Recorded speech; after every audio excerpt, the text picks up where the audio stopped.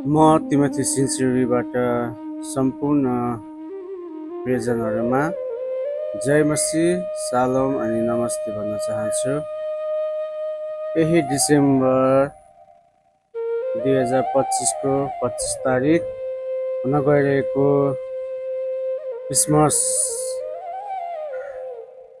अवसरमा सम्पूर्ण मेरा फेसबुक, टिकटक र युट्युबमा रहनुहुने दर्शकहरूलाई म शुभकामना दिन चाहन्छु।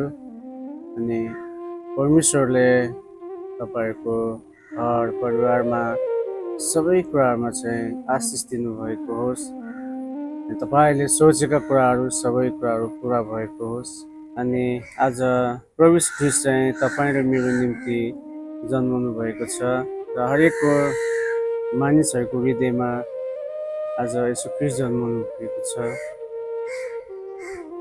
त्यसैले यो क्रिसमसको समयमा अनि सबै प्रियजनहरूमा धेरै धेरै शुभकामना हुन्छ। सबैलाई जय मसीह, नमस्ते अनि सलाम।